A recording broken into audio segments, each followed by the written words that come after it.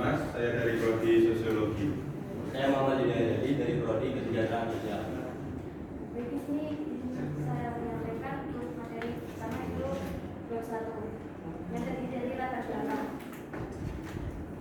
Latar belakang dalam masalah ini yaitu kurangnya penyelenggara pelayanan publik yang belum memenuhi hak maupun akses pelayanan publik untuk kaum difabel, terutama dalam Universitas Jember. Ada beberapa fasilitas yang berusaha untuk difabel sehingga memungkinkan kaum difabel untuk menggunakan atau mengakses fasilitas umum. Dan yang sudah kami amati fasilitas yang belum berapa kaum difabel di Universitas Jember yaitu seperti perannya menjemblak atau pintu mantu bagi tunanetra, dan beberapa fakultas di Universitas Jember juga belum menyediakan lift atau tangga miring agar bisa diakses kaum difabel khusus untuk pengguna kursi roda, dan pemasangan lampu setiap sudut lapangan. Terus selanjutnya masalah akan dijelaskan oleh selanjutnya adalah permasalahan dalam penelitian kami. 1. Bagaimana implementasi kebijakan akses fasilitas umum bagi penyandang disabilitas di Universitas Jember. 2. Upaya-upaya apa saja yang dilakukan oleh Universitas Jember dalam implementasi kebijakan aksesibilitas fasilitas umum bagi penyandang disabilitas. Pembuatan proposal penelitian kami ini bertujuan untuk yang pertama, mengetahui implementasi kebijakan aksesibilitas fasilitas umum bagi penyandang disabilitas di Universitas Jember. Yang kedua, untuk mengetahui upaya-upaya apa saja yang dilakukan oleh Universitas Jember dalam implementasi kebijakan aksesibilitas fasilitas umum bagi penyandang disabilitas.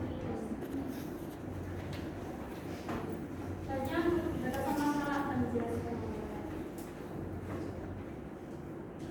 Indra.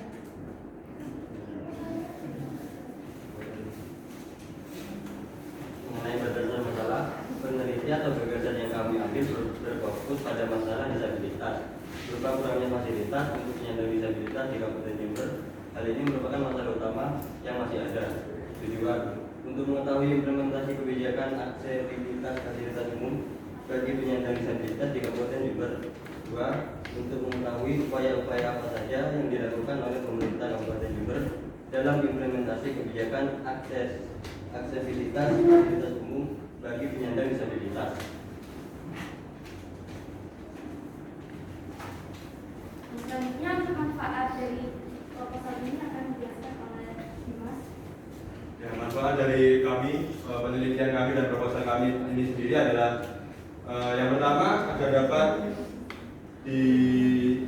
ditonton secara luas oleh masyarakat dan dapat memberikan pemahaman bagaimana sih seperti fasilitas-fasilitas umum yang bisa ramah menjadi teman-teman bagi kaum difabel di Universitas Jember.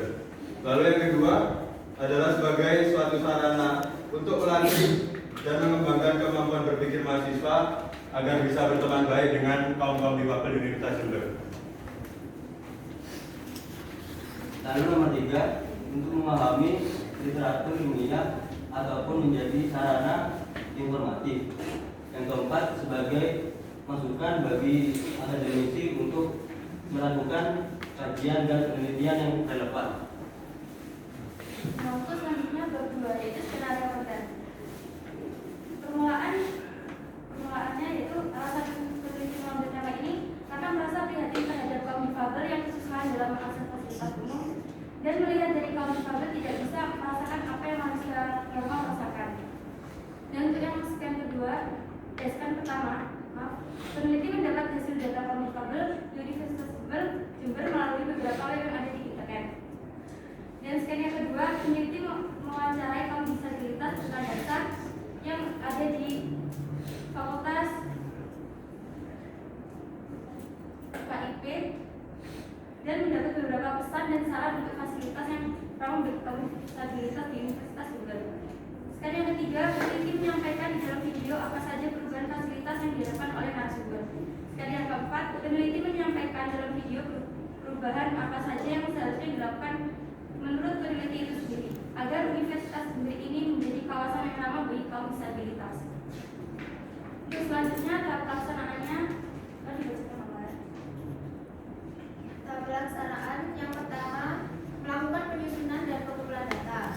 Hasil yang didapatkan adalah peneliti mencari dan mengumpulkan data yang berkaitan dengan fasilitas untuk kaum disabilitas yang akan digunakan dalam penyusunan proposal. Yang kedua ada melakukan observasi lokasi. Peneliti mengamati lokasi yang dirasa fasilitasnya belum ramah untuk kaum difabel. Yang ketiga, menyusun proposal. Peneliti menentukan tema apa yang akan menjadi topik pembahasan dalam laporannya. Yang keempat, bimbingan kepada dosen pembimbing. Peneliti melakukan bimbingan agar dapat koreksi dari dosen. Yang kelima, melakukan revisi pada laporan proposal agar tujuan proposal menjadi lebih jelas dan terarah. Yang keenam, pengambilan video. Waktu yang peneliti pilih untuk pengambilan video akan dilakukan lebih lanjut setelah persetujuan proposal. Lalu ada alat dan bahan. Alat dan bahan yang digunakan ada handphone, tripod, laptop, dan wifi. Yang ke-8 ada pengeditan video. Proses kegiatan mahasiswa dalam menyusun video dengan memotong dan melakukan video lain, menambahkan visual pada video, dan menambahkan animasi serta tema sinematik dalam pembuatan video. Dan waktu pengeditan video dilakukan setelah pengambilan video selesai. Selanjutnya ada penggunaan video. Mahasiswa mengunggah konten video di akun YouTube. Yang terakhir ada pembuatan laporan akhir.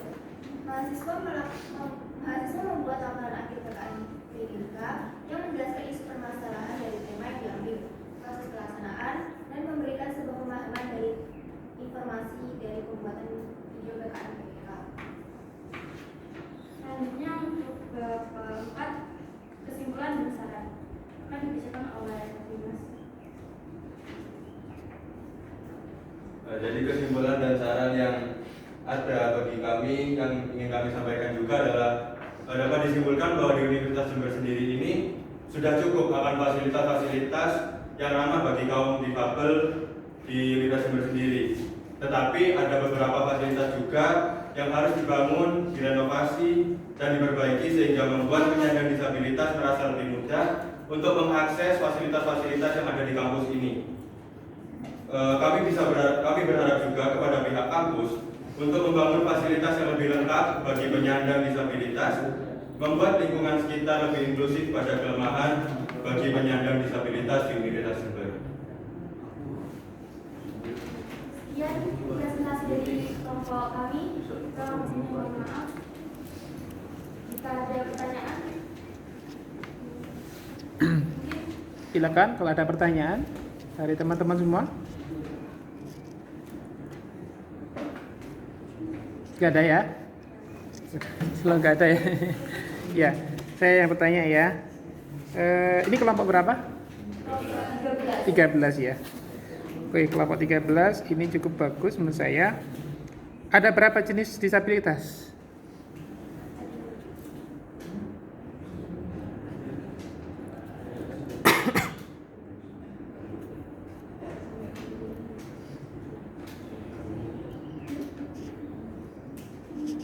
Untuk saat ini yang masih kita ketahui yaitu maaf Bapak, ini yang ada di Universitas Jember atau Ya, secara umum dulu lah.